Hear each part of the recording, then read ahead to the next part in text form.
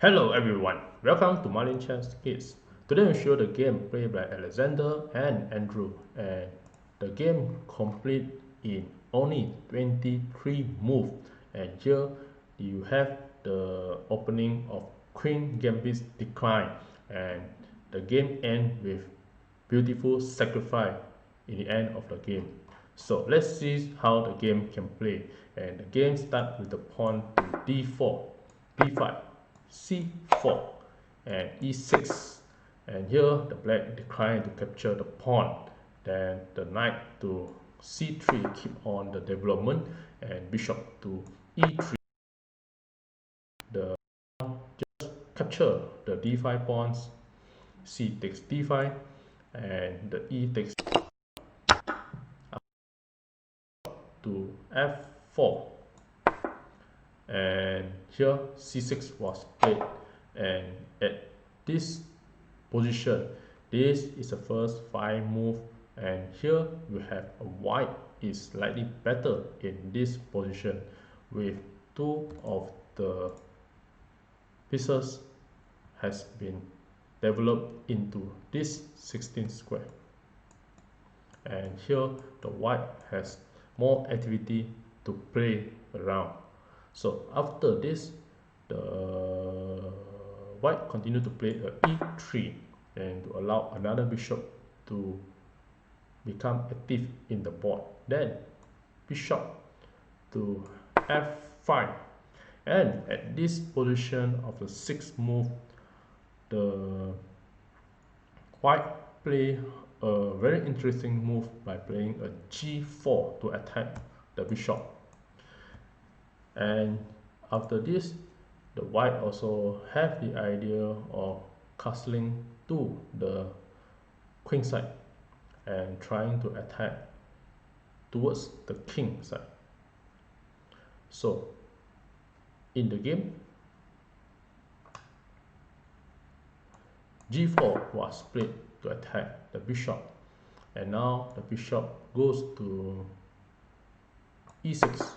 Now the white continue to attack with a h4, and you can see the white is planning to play with the pawn storm, and also later we push another pawn into the action, so we have a triple pawn storm in the game with the king gambit opening.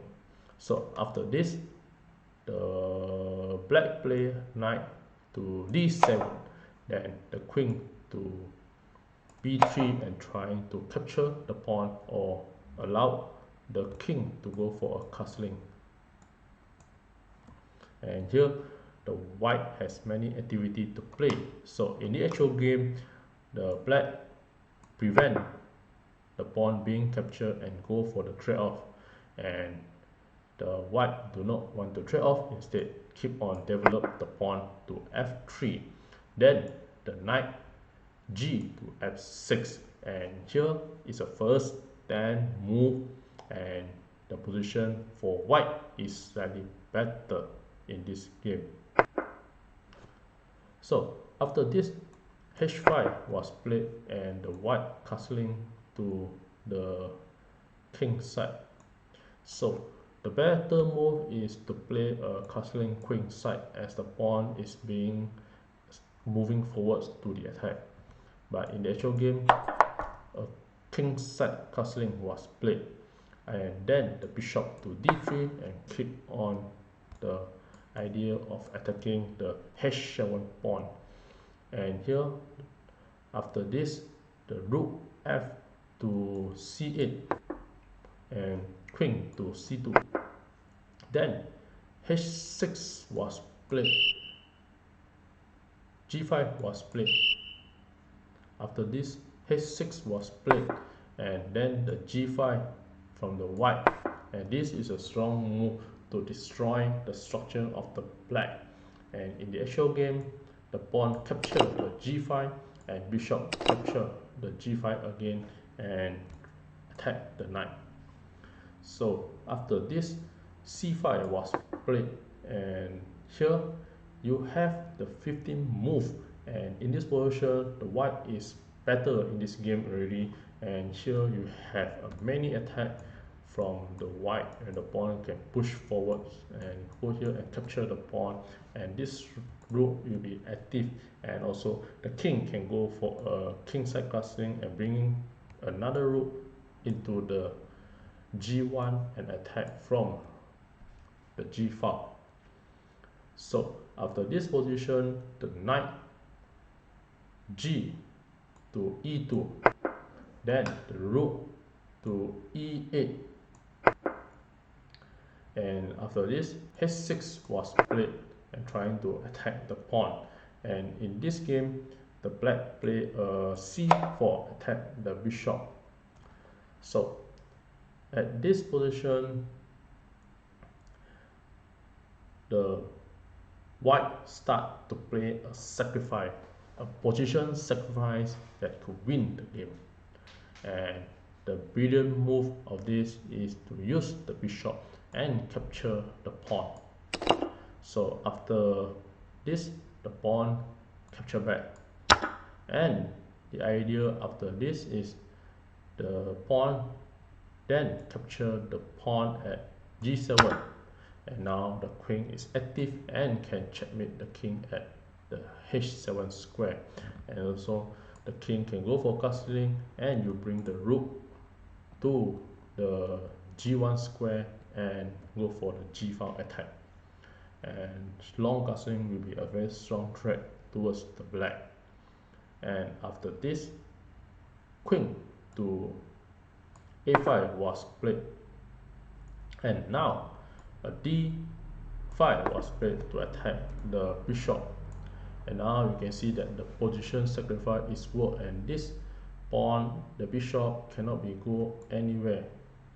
It cannot be go to f5 because it will be captured by the bishop, by the queen, and you cannot go to the g4, it will be captured by the pawn, and you cannot go to the h3, you capture by the rook.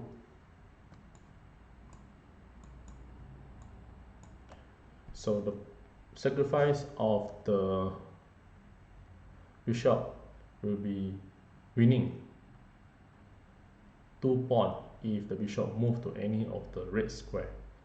And in this actual game, if the black capture the pawn, then the queen ideas will be go to f5 and back to h3 and go for the back rank checkmate. So this will be the very interesting idea from the white, such as you go to here, and now the bishop just capture the pawn, then you just win the queen. So the bishop cannot be moved, and if the black play any move to protect the bishop, such as a knight to b6, then it will be a checkmate, such as the bishop will just capture the knight, and if the bishop capture, then the queen will go to h7 and will be a checkmate. So back to this position after d5, and the black play a knight to e5, and after this the white is winning and checkmate in 6. I give a couple of seconds to figure out how the continuation of the white to play and win in 6.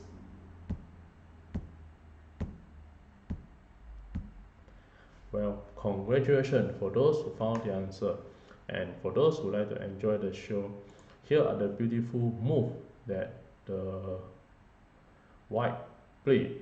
In the actual game, the white captured the knight, and this allowed the rook to the h8 and checkmate the king, and if not capture the bishop. So if you capture the bishop, then the queen to h7 will be a checkmate. So that bishop cannot be captured, and in this actual game the black play a knight to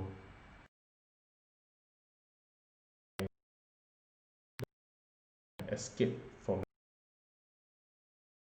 this. Cannot, because you have the queen sacrifice.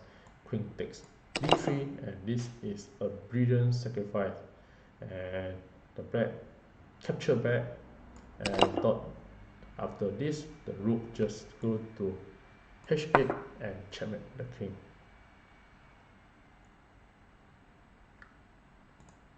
So back to this position, if you move the knight, the other way you can play also to block with the bishop to h3, but this it doesn't serve anything, as the rook will just capture the bishop. And now if your queen just capture, you can just use the knight to capture, or the pawn to capture. You can just use the knight to capture. And now if the knight capture and check, the king will just move to f2 and attack the knight. And after this, the black still cannot have the way to prevent the mate at h7. And if the knight goes to g5, then you have a rook checkmate. And if the knight block the rook will just capture. And if the bishop capture the bishop, again you have the queen to h7 checkmate. And with this, thank you.